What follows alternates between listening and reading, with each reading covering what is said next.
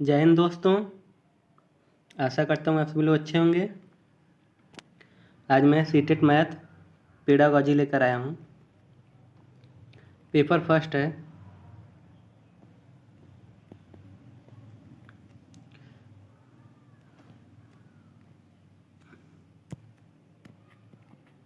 सात जनवरी 2022 का है। ठीक, अगर सेशन अच्छा लगेगा तो लाइक सब्सक्राइब एंड शेयर करिएगा। सब्सक्राइब करना ना भूलें। चलिए क्वेश्चन चलते हैं। पहला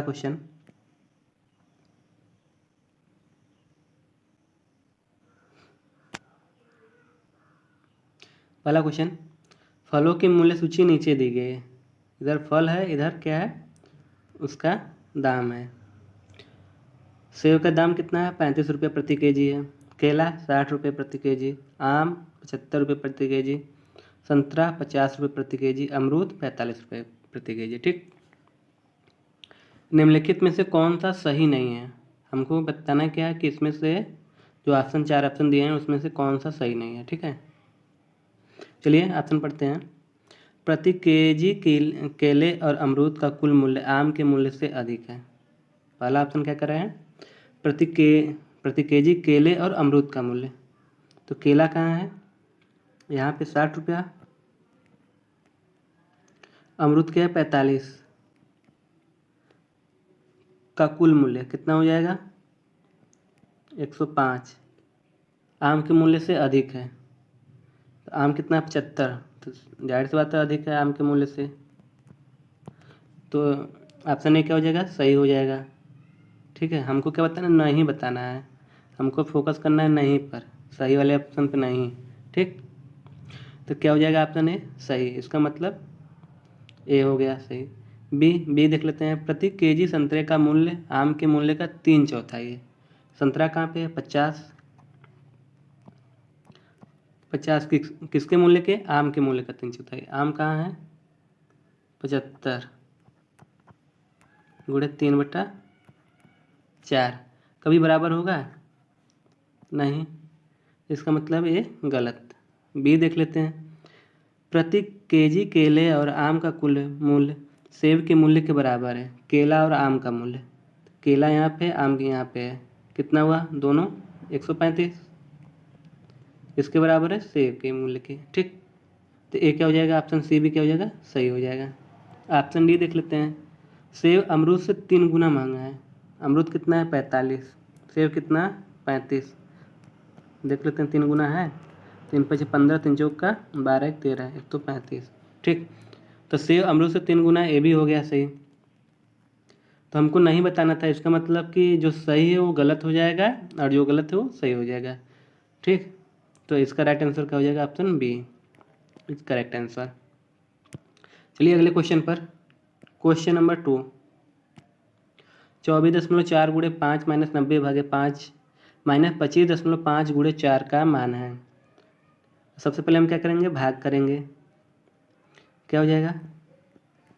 24.4 × 5 - 18 माइनस, मल्टीप्लाई कर दें, कितना आएगा? 4×5 = 20 और 25×4 = 100 और हाथ से लगाया 2 तो 102 हो गया। ठीक, फिर इसके बाद 5 का मल्टीप्लाई 24.4 में कर लें। 4×5 = 20, 4×5 = 2 = 22, 5 दूनी 10, 2 = 12, 122 आया। अब 18 102 में जोड़ देंगे 18 को तो कितना हो जाएगा? 120। 122 में से 120 घट गया 2। तो इसका राइट आंसर क्या होगा? Option C. चलिए अगले क्वेश्चन पर। क्वेश्चन नंबर 3, 25 मिलियन को भारतीय संख्या प्रणाली में लिखा जाता है। तो 25 मिलियन, अब मिलियन को हमको भारतीय संख्या प्रणाली में लिखना है। तो 1 मिलियन बराबर क्या होता है? 1 मिलियन बराबर 10 लाख। ओके, इसलिए 100 लाख बराबर क्या हो जाएगा? 1 करोड़। मतलब 10 मिलियन बराबर 1 करोड़। ठीक, तो यहाँ पे 25 मिलियन है, तो क्या हो जाएगा 2 करोड़ 50 लाख। इसका राइट आंसर क्या हो जाएगा? बी, 2 करोड़ 50 लाख। 2 करोड़ 50 लाख। चलिए आगे अगले क्वेश्चन पर। अगला क्वेश्चन 4, निम्नलिखित में से कौन सा गणित में न्यून उपलब्धि के प्रति योगदान देने वाला कारक नहीं हो सकता? हम क्या बताना है? न्यून उपलब्धि के प्रति योगदान देने वाला कारक नहीं हो सकता। ठीक है, न्यून उपलब्धि मतलब कि सबसे कम योगदान किसका हो सकता है, कारक नहीं है। ऑप्शन है सामाजिक सांस्कृतिक पृष्ठभूमि, इसका तो बहुत बड़ा योगदान होता है। ठीक, शिक्षार्थी के बारे में शिक्षक की धारणाएं हमेशा शिक्षार्थी का जो शिक्षक होते हैं उनका धारणा हमेशा शिक्षार्थी के बारे में बच्चों के बारे में हमेशा अच्छा होना चाहिए, निगेटिव नहीं होना चाहिए, हमेशा पॉजिटिव होना चाहिए। ऑप्शन सी निर्देशीय भाषा।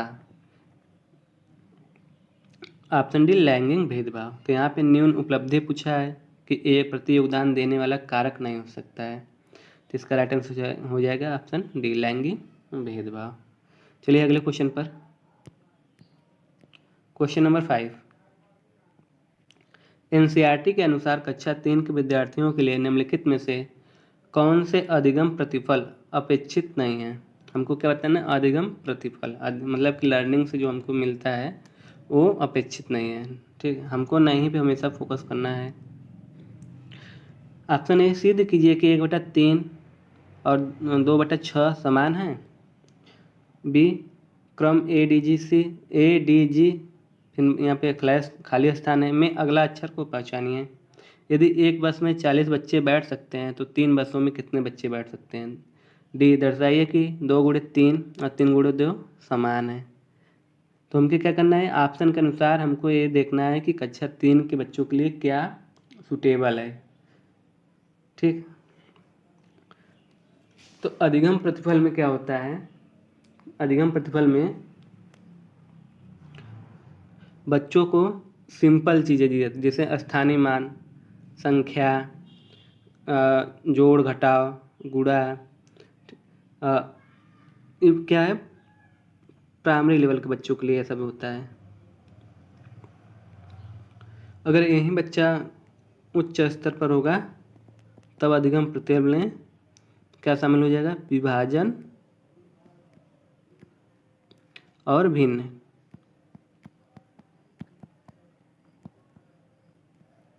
क्या शामिल होगा? विभाजन और भिन्न की प्रक्रिया भी शामिल हो जाएगी उच्च स्तर के क्लास में। तो इसी के आधार पे हमको बताना है विभाजन और भिन्न कि अधिगम प्रतिफल, क्योंकि अधिगम प्रतिफल पूछा है तो जो प्राइमरी में शामिल होगा तो सही हो जाएगा, जो प्राइमरी में शामिल नहीं रहेगा वो क्या हो जाएगा? गलत। तो प्राइमरी में कौन शामिल है? क्रम ADG में अगला अक्षर को पहचानिए। तो ये आराम से ये क्या है? प्राइमरी लेवल पे चलता है। ए के बाद क्या है? बी छोड़ा है, सी छोड़ा है, फिर डी आया है। डी के बाद क्या छोड़ा? ए छोड़ा, एफ छोड़ा, मतलब 2-2 को छोड़कर कर रहा है, तो बच्चा आसानी से कर लेगा। यहाँ सी में भी यदि एक बस में 40 बच्चे बैठ सकते हैं तो 3 बस में कितने बच्चे बैठ सकेंगे? ये भी क्या है? मल्टीप्लाई भी किस में होता है? प्राइमरी लेवल पे होता है। यहाँ पे भी यही चीज़ है, मल्टीप्लाई, ये भी क्या प्राइमरी लेवल पे होता है। लेकिन विभाजन और भिन्न किस में होता है? उच्च लेवल के स्तर पे चालू हो जाता है अधिगम प्रतिफल। ठीक, तो इसका राइट आंसर क्या हो जाएगा? ऑप्शन ए, क्योंकि यहाँ पे क्या है? 1/3 है और 2/6 है, क्या है? भिन्न को प्रदर्शित कर रहा है। समझ में आ गया? चलिए अगले क्वेश्चन पर। क्वेश्चन नंबर 6, विभाजन पर परिचयात्मक कक्षा में उपयोग करने के लिए किसी शिक्षक के लिए निम्नलिखित में से कौन सा रणनीति सर्वाधिक उपयुक्त है? विभाजन करने का मतलब है कि शिक्षक को विभाजन के बारे में परिचय कराने के लिए बच्चों को विभाजन प्रक्रिया से परिचय कराने के लिए क्या सबसे उपयुक्त रणनीति हो सकती है, हमको ये बताना है ऑप्शन के थ्रू। ऑप्शन ए, 10 को 2 से विभाजित करने का अर्थ है। ऑप्शन बी, यदि मैं 100 पुस्तकों को 3 लोगों में बांटने की कोशिश करूं तो मेरे पास कितनी पुस्तकें रह जाएंगी। ऑप्शन बी, यदि कोई व्यक्ति किसी कार्य को पूरा करने में 10 दिन लगाता है तो 1 दिन में कितना कार्य पूरा होगा। ऑप्शन डी, यदि माँ के पास 9 पेंसिलें हैं वह आपको, आपके भाई और आपकी बहन को बराबर बराबर पेंसिलें देना चाहते हैं, तो आपको कितनी पेंसिलें मिलेंगी। ठीक, तो हमको क्या करना है, जो सबसे सटीक होगा विभाजन की प्रक्रिया में, जो बच्चे से रिलेटेड होगा उसकी, उस पर ही फोकस करना होगा, और वही हमारा क्या होगा, आंसर सही होगा। ठीक, तो इसमें चारों ऑप्शन से सबसे ज़्यादा सटीक कौन, बच्चे से कौन लग रहा है। आप थोड़ा सा अपना बचपन में जाइए, तो बच्चों को घर वाले कैसे करते हैं, अगर घर पे कोई सामान आया, टॉफी पे आया है, अब भाई बहन में बांटना है, तो क्या करते थे कि लो बराबर बराबर तीनों लोग बांट लेना या 2 लोग में बांट लेना। तो क्या आ रहा है, तो इसमें सबसे अधिक बच्चे सीख रहे हैं, विभाजन की प्रक्रिया सबसे अधिक किसमें सीख रहे हैं, जो उनसे रिलेटेड है। तो रिलेटेड कौन सा हो जाएगा, ऑप्शन डी, आपकी माँ के पास 9 पेंसिलें हैं, वह आपको, आपके भाई और आपकी बहन को बराबर, तो बच्चा आसानी से कर लेगा क्योंकि वो इससे कनेक्ट हो पा रहा है, विजुलाइज कर पा रहा है। ठीक, तो इसका राइट आंसर क्या हो जाएगा, ऑप्शन डी। पेडागॉजी और चाइल्ड डेवलपमेंट में हमेशा किस पर फोकस किया जाता है, बच्चों से रिलेटेड पे फोकस किया जाता है। अगर उसके पक्ष में जो सबसे ज़्यादा जो झुकेगा वही आंसर सही होगा। करने के लिए तो 10 को 2 से विभाजित करने का क्या अर्थ है, ये भी कर लेगा बच्चा, बी भी, लेकिन हमको क्या प्राइमरी लेवल के स्तर पर बताना है कि सबसे सटीक और अच्छा क्या रहेगा। ठीक, चलिए अगले क्वेश्चन पर। क्वेश्चन नंबर 7, विद्यालय स्तर पर गणित में शिक्षार्थी की विफलता का एक मुख्य कारण है कि हमारी आकलन प्रक्रिया, आकलन मतलब कि हमको उनका फिर मूल्यांकन कैसे करना है, ये सब ये क्या है, आकलन की प्रक्रिया है। आप देख लेते हैं ऑप्शन, रचनात्मक आकलन को योगात्मक आकलन से अधिक महत्व देती है। हमको यहाँ विफलता पे ध्यान देना है, शिक्षार्थी की विफलता है। ठीक, बी, वस्तुनिष्ठ प्रश्नों की तुलना में अधिक व्यक्तिनिष्ठ प्रश्नों को सम्मिलित करना, बच्चे के चिंतन के गणितीकरण एवं क्षमताओं की तुलना में कार्यविधिक ज्ञान एवं तथ्यों पर बल देती है।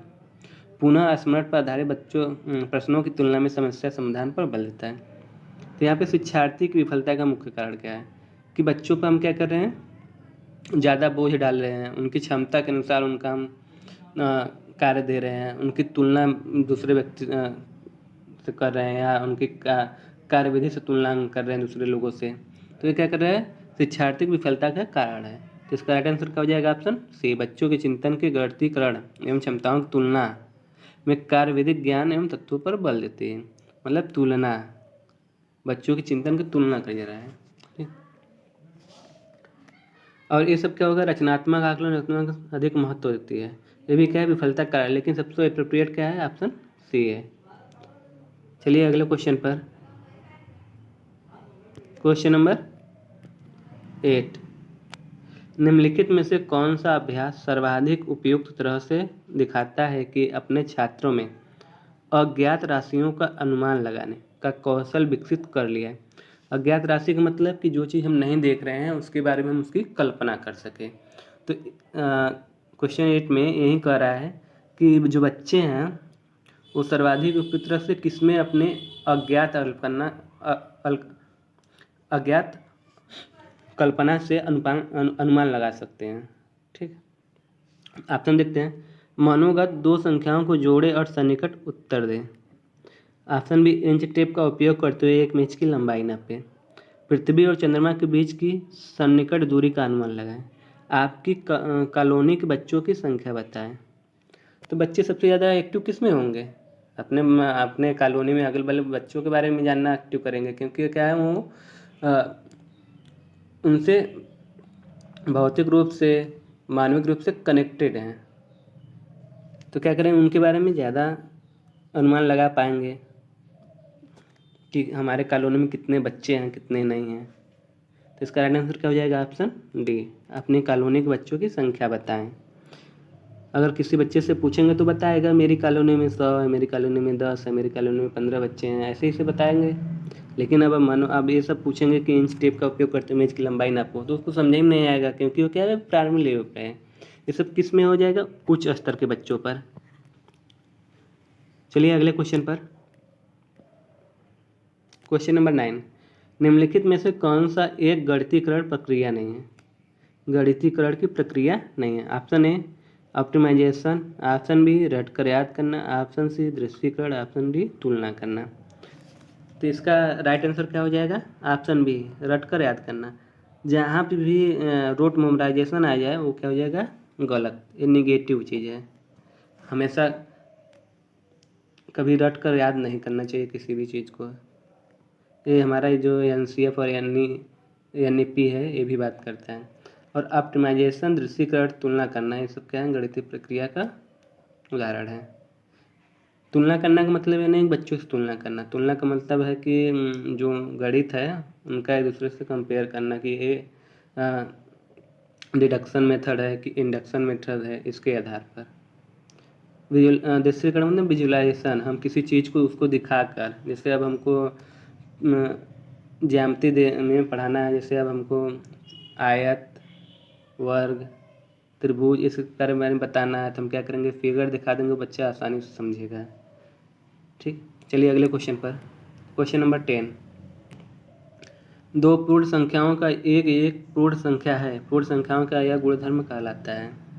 ऑप्शन ए समवर्ग गुणधर्म, ऑप्शन बी वितरण गुणधर्म, ऑप्शन सी क्रम विनिमय गुणधर्म, ऑप्शन डी साहचर्य गुणधर्म। तो सबसे पहले जान लेते हैं चारों ऑप्शन के बारे में। चलिए, पहला ऑप्शन क्या है? समवर्ग गुणधर्म। समवर्ग गुणधर्म क्या कहता है कि दो पूर्ण संख्याओं का योग एक पूर्ण संख्या होती है, मतलब वो पूर्ण संख्या ही होती है। जैसे पूर्ण संख्या को हम जोड़ेंगे पूर्ण संख्या में तो क्या मिलेगा हमको? पूर्ण संख्या ही प्राप्त हो गया।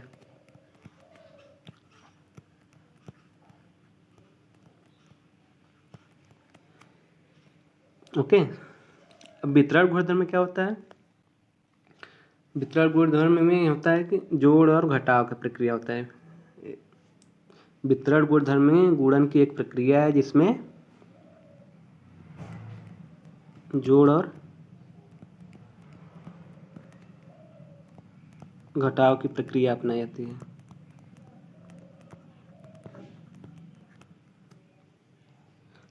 और क्रम विनिमय गुणधर्म क्या है? तो इसमें क्या होता है कि क्रम को उलट पलट कर जोड़ेंगे तो क्या होगा? हमको वहीं प्राप्त हो। जैसे में A + B बराबर B + A, हमको क्या प्राप्त होगा? समान संख्या ही प्राप्त होगी, समान प्राप्त होगा दोनों का मान।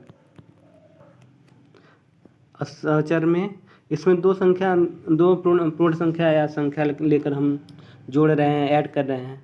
और सहचर में क्या होगा? दो या दो से अधिक संख्या को हम लेकर करते हैं। जैसे में A + B + C बराबर A + C + B, क्या होगा? इसका मान दोनों सेम ही होगा।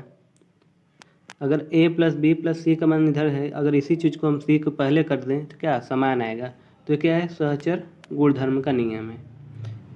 तो अब आप देख लेते हैं क्वेश्चन क्या कर रहा था। दो पूर्ण संख्याओं का योग, तो यहाँ पे क्या है? पूर्ण संख्याओं का दो योग है, क्या होती है? पूर्ण संख्या होती है। तो वही ना पूर्ण संख्या, जिसका मतलब ऑप्शन ए क्या हो जाएगा? सही, समवर्ग गुणधर्म।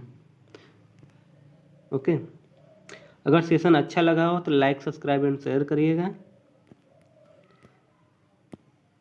सब्सक्राइब ना करना भूलें। थैंक यू, और ऐसे ही लगे रहिए।